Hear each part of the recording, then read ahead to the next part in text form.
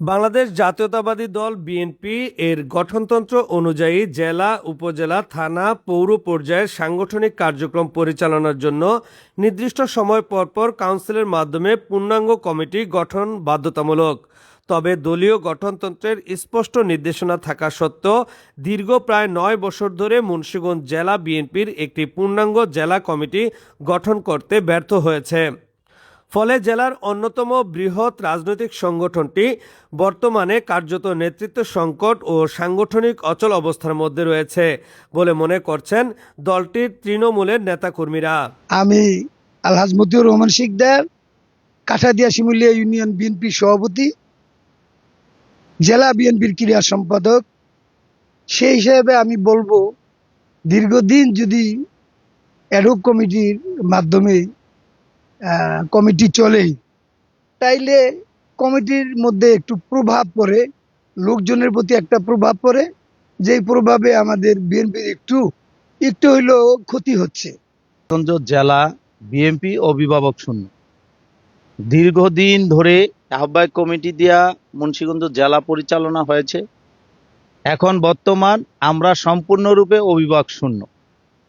এই জন্য আমাদের অতি দ্রুত মুন্সিগঞ্জ জেলার আহ্বায়ক না পূর্ণাঙ্গ কমিটি করার জন্য আমি বিনীতভাবে অনুরোধ জানাবো। বিএনপির গঠনতন্ত্র অনুযায়ী প্রশাসনিক ও রাজনৈতিক জেলার আওতাভুক্ত প্রতিটি উপজেলা, থানা ও পৌরসভার নির্বাহী কমিটির সদস্যদের সমন্বয়ে জেলা কাউন্সিল গঠিত হয়। এই কাউন্সিলের মাধ্যমে 2 বছরের জন্য সর্বোচ্চ 151 সদস্য বিশিষ্ট জেলা নির্বাহী কমিটি নির্বাচিত হওয়ার কথা। এছাড়াও কোনো কমিটির মেয়াদ শেষ হওয়ার পর সর্বোচ্চ 6 মাসের মধ্যে নতুন কমিটি গঠন না হলে আহ্বায়ক কমিটি গঠনের বিধান রয়েছে এবং নির্ধারিত সময়ের মধ্যে আহ্বায়ক কমিটি পূর্ণাঙ্গ কমিটি করতে ব্যর্থ হলে কেন্দ্র থেকে কমিটি গঠনের কথাও উল্লেখ রয়েছে। দলীয় সূত্রে জানা যায় 2017 সালে আব্দুল হাইকে সভাপতি এবং কামরুজ্জামান রতনকে সাধারণ সম্পাদক করে 7 সদস্য বিশিষ্ট জেলা কমিটি ঘোষণা করা হয়। পরবর্তীতে 2021 সালের 25শে আগস্ট বিএনপির মহাসচিব মির্জা ফখরুল ইসলাম আলমগীরের স্বাক্ষরিত বিজ্ঞপ্তিতে আব্দুল হাইকে আহ্বায়ক ও কামরুজ্জামান রতনকে সদস্য সচিব করে 58 সদস্য বিশিষ্ট জেলা আহ্বায়ক কমিটি গঠন করা হয়। কিন্তু প্রায় 5 বছর অতিক্রম হলেও ওই আহ্বায়ক কমিটি পূর্ণাঙ্গ জেলা কমিটি গঠন করতে পারেনি। এর মধ্যে আহ্বায়ক আব্দুল হাই শারীরিকভাবে অসুস্থ হয়ে পড়লে 2025 সালের 2 ফেব্রুয়ারি নতুন করে 7 সদস্যের আহ্বায়ক কমিটি ঘোষণা করা হয়। বিএনপির সিনিয়র যুগ্ম মহাসচিব রুহুল কবির রিজভী স্বাক্ষরিত ওই বিজ্ঞপ্তিতে কেন্দ্রীয় বিএনপির সাবেক কোষাধ্যক্ষ মিজানুর রহমান সিনহাকে আহ্বায়ক ও মহিউদ্দিন আহমেদকে সদস্য সচিব করা হয়। এর মাত্র কয়েক মাস পরে 2025 সালের 6 জুন বিএনপির মহাসচিব মির্জা ফখরুল ইসলাম আলমগীরের স্বাক্ষরিত 59 সদস্য বিশিষ্ট পূর্ণাঙ্গ আহ্বায়ক কমিটি ঘোষণা করা হয়। ওই বিজ্ঞপ্তিতে 30 দিনের মধ্যে 151 সদস্য বিশিষ্ট পূর্ণাঙ্গ জেলা কমিটি গঠন করে কেন্দ্রীয় দপ্তর থেকে অনুমোদন নেয়ার নির্দেশনা দেওয়া হয়েছিল।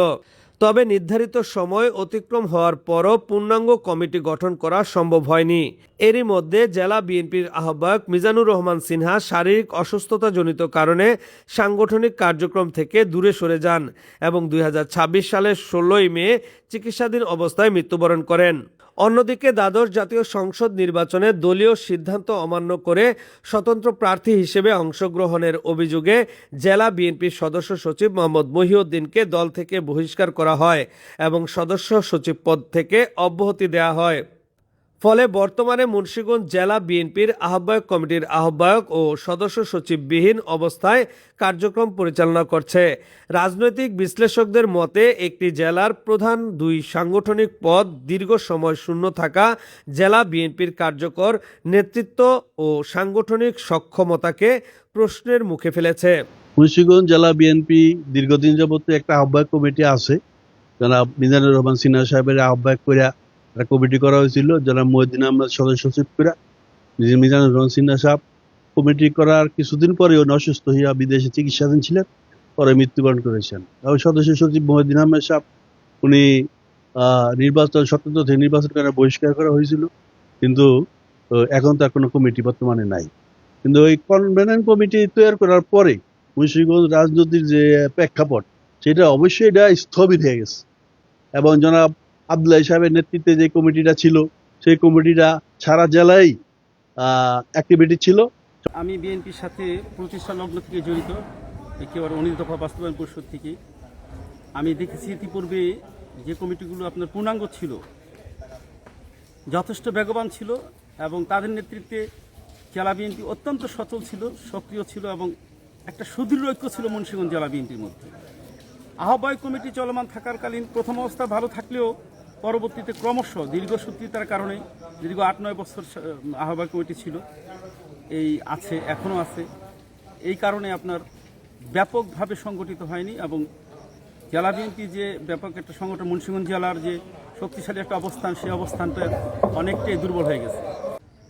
দুর্বলতা রয়েছে, তো আপনার আমরা আশা করি এটা কারণ ছিল জেলা বিএনপির বিভিন্ন পর্যায়ে নেতৃবৃন্দের মধ্যে একটা ব্যাপক ঐক্যর ঘাটতি ছিল এবং হাইকমান্ড, আমাদের শ্রদ্ধেয় হাইকমান্ডের নির্দেশনা যথাসময়ে নির্দেশনা, যথোপযুক্ত নির্দেশনার ঘাটতি ছিল বলে আমি মনে করি, যে কারণে পূর্ণাঙ্গ কমিটি হয়নি।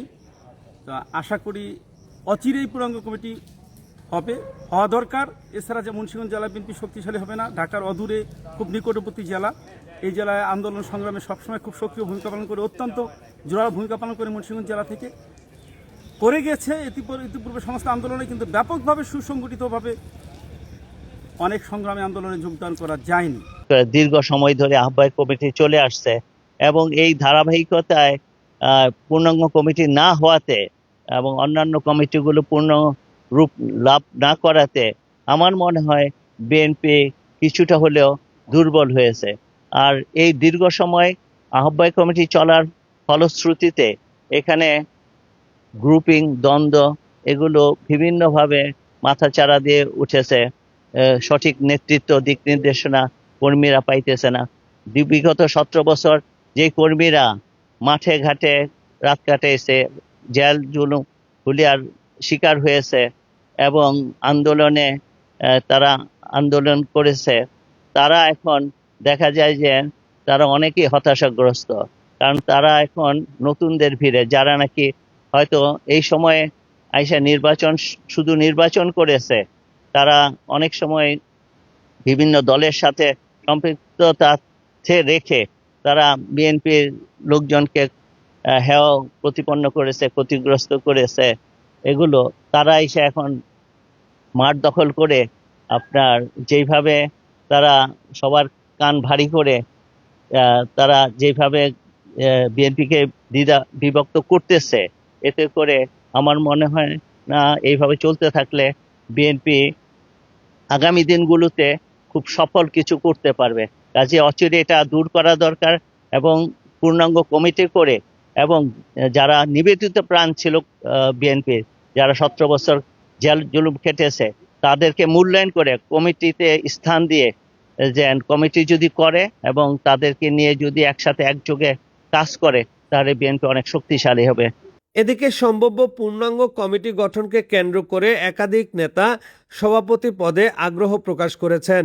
সম্ভাব্য নেতৃত্বের আলোচনায় রয়েছে মুন্সিগঞ্জ 3 আসনের সংসদ সদস্য ও বিএনপির কেন্দ্রীয় সমাজ কল্যাণ বিষয়ক সম্পাদক কামরুজ্জামান রতন, জেলা বিএনপির আহ্বায়ক কমিটির সদস্য ও মুন্সিগঞ্জ 1 আসনের সংসদ সদস্য শেখ মোহাম্মদ আবদুল্লাহ, বহিষ্কৃত সদস্য সচিব মোহাম্মদ মহিউদ্দিন আহমেদ, আহ্বায়ক কমিটির সদস্য মোশাররফ হোসেন পুস্তি এবং সাবেক জেলা বিএনপি সাধারণ সম্পাদক আলী আসগর রিপন মল্লিক। দীর্ঘ প্রায় 1 দশক ধরে পূর্ণাঙ্গ কমিটি না থাকার প্রেক্ষাপটে এখন মুন্সিগঞ্জ বিএনপির নেতাকর্মীদের প্রধান প্রত্যাশা দ্রুত সময়ের মধ্যে একটি শক্তিশালী, গ্রহণযোগ্য ও গণতান্ত্রিক প্রক্রিয়ায় নির্বাচিত জেলা কমিটির আত্মপ্রকাশ। Mohammad Jahangir Alam, news 71.tv, Munshiganj.